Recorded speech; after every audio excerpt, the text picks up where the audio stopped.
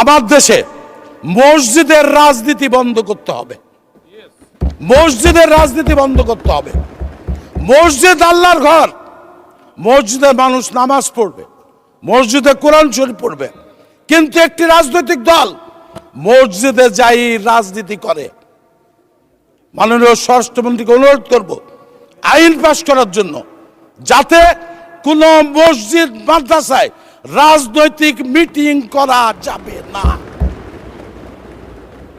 আমরা যেমন প্রকাশ্যে ফুটবল মাঠে বা হাই স্কুলে বা কোনো হল রুমে যেরকম বিএনপি বা অন্য রাজনৈতিক দলরা আমরা কর্মী সভা করি, জনসভা করি, মিটিং করি, তাদেরকেও সেই ব্যবস্থা করতে হবে। তারা মসজিদে মিটিং করতে পারবে না। আমার সাথে সবাই একমত কিনা জানি না।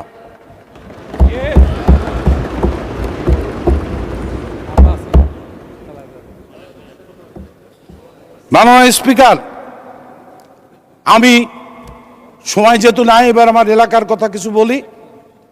মাননীয় স্পিকার, আমার উপজেলা, একটি উপজেলা নিয়ে একটি আসন, আমাদের আসন, আমার আসনে বিএনপির জন্মের পর থেকে প্রত্যেকটি নির্বাচনে বাংলাদেশ জাতীয় দল জয়লাভ করে এই সংসদে এসছে।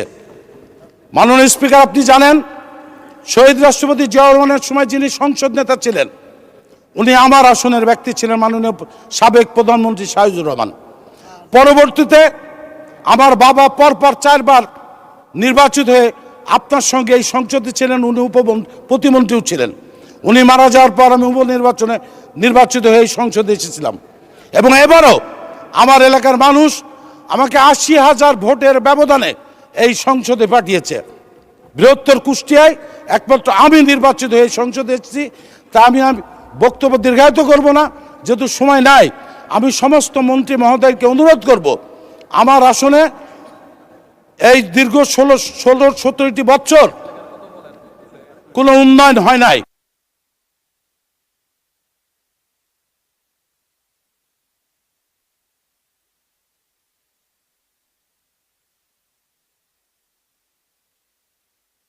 আচ্ছা, এক মিনিট বলেন।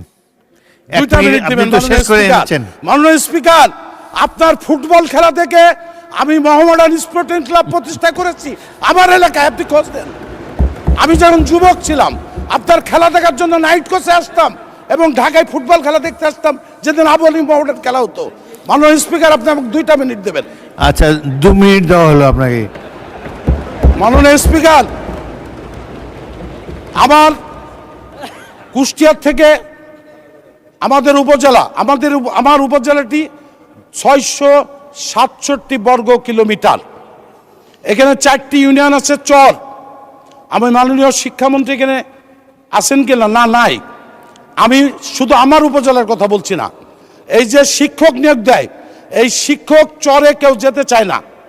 তাই চরের শিক্ষক তাদেরকে অগ্রাধিকার দিয়ে যখন শিক্ষক নিয়োগ দেওয়া হবে প্রাইমারি স্কুলে, তখন চরের ছেলেদের যাতে শিক্ষক নিয়োগ দেয় তার ব্যবস্থা করার জন্য আমি শিক্ষামন্ত্রীকে অনুরোধ করছি। মাননীয় স্পিকার, আমার উপজেলায় বর্ডার প্রচুর, 42 কিলোমিটার বর্ডার।